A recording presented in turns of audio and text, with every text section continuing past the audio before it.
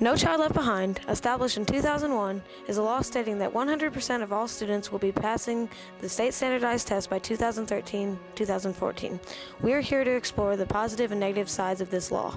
Has No Child Left Behind done more good or bad to urban and rural schools? We're now at a position where No Child Left Behind is probably hurting more schools far more than it's helping, and if they do not fix it, is going to keep going in that direction.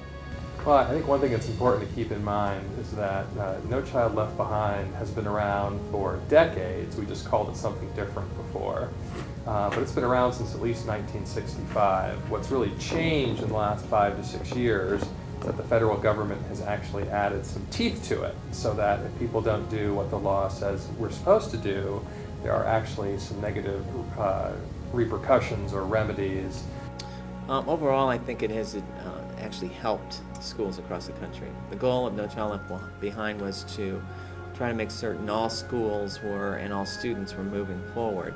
I would say that the basic principles for No Child Left Behind, which are that all children can learn and that they can learn to high levels and that we should expect all of them to, and also that we should do everything we can to make sure that they do learn. All of those things are very good. But there are some other things that have come along with the law that have created lots of problems for us. I'm afraid that it's been a real problem for schools that have difficulty meeting the AYP requirements of No Child Left Behind.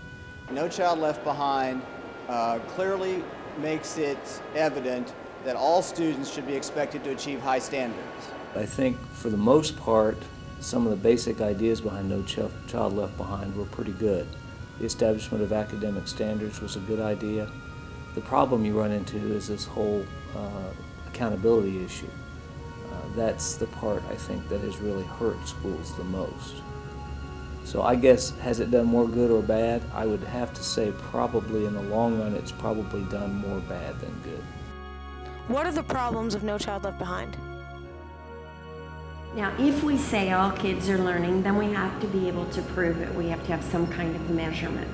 I don't know anybody that really just loves to take tests. Today, there's no data shortage in our country. Our systems collect huge amounts of information, but we are data rich and information poor. We need our educators, our parents, our students, our administrators need information that is not just a snapshot picture, as we've been talking a lot about this morning about one-time assessment data. Rather, education stakeholders need access to information that is able to follow individual students over time, and this is called longitudinal data. Longitudinal data serves many purposes, the most important of which are it allows us to follow individual students' academic progress over time.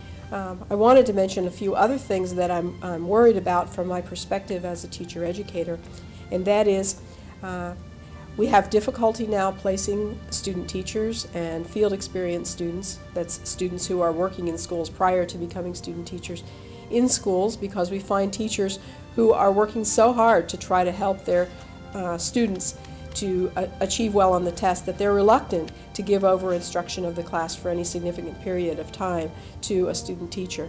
That means that we're jeopardizing the education of our future teachers, and that's a real difficulty. You know, I think we need to look and give a little bit more opportunity to look at growth models as opposed to strictly a point in time. Right now, the way the No Child Left Behind, the evaluations are done is really done on a static model. I think using a test to primarily rate schools is probably not an accurate measure of what good things schools are doing. I think the problem is the way that they count students. The whole point of the law is to treat each student based on their abilities and their disabilities to get them the best education possible. It's kind of hard to oppose that, obviously. But then, in order to do that, we create a system in which each student is created exactly the same. Just the philosophy of that makes no sense to me. If a school misses in just one cell, there are 37 different ways you could fail, and only one way that you can pass, and that's pass every single cell. We don't believe that it's fair that schools that miss just by one cell are in the same category as kids in schools that miss by 11 or 12 cells. What are the strengths of No Child Left Behind? Before No Child Left Behind, I'm not sure that all of our schools paid as much attention to our special needs students maybe as they could. It did some things that needed to be done. It put a focus on improving student achievement, and in the process of improving student achievement, closing the achievement gap. That was something that needed to be done. No Child Left Behind clearly makes it evident that all students should be expected to achieve high standards. I think No Child Left Behind, the sentiment, the public appeal of No Child Left Behind is a good thing. I think it's a wonderful thing to hope that all students can be 100% proficient in all aspects of their education and academic endeavors.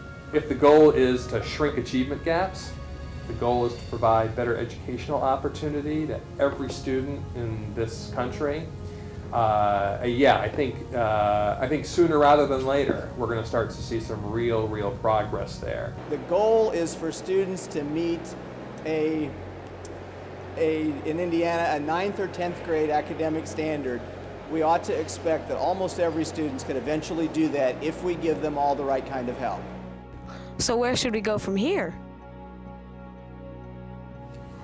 I think that basing anything on a single test, and in particular, in many cases, a multiple choice test, is not a reasonable judgment.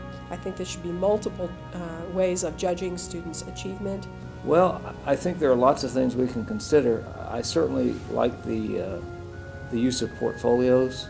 I think portfolios are an excellent measure of a student's progress during any given period of time. First thing I would make, and the most difficult change of all, because everybody in Washington, D.C. hates to give it up, and that is the goal of 100% proficiency for every student by 2013-14. I think there's a number of things. I don't think there's a magic bullet, one thing that will fix or change the issues we have. I think that a lengthened school day or a lengthened school year, I think you could look at year-round school. Give schools credit for the improvement that students make during the year and not measure them against fixed goals of percentage passing ISTEP. I think over time, as we fix No Child Left Behind to make it a better system, I suspect that we're going to start attracting even more very talented people into becoming teachers. You have to measure special education students, as I said earlier, according to their ability. You have to credit them for the progress made in terms of the handicaps that they have. No Child Left Behind is heavy on penalizing schools that have low test scores. It doesn't do very much to reward schools that show a lot of improvement. Secondly, No Child Left Behind rightfully expects almost every group of students to make progress. The group that has the most difficulty making progress is the special education group. And the federal government promised to fund special education programs and services, and they have never done that. I would say that there was a time when No Child Left Behind could have been fixed, and could have been fixed rather easily. That time window, though, to do that is rapidly closing. And unless they do it very quickly, fixing the AYP system and translating it into a system that can work, then what is really was really starting as a pretty bright promise for kids and for what schools might be able to do is going to be lost. And there's very little time left to do that.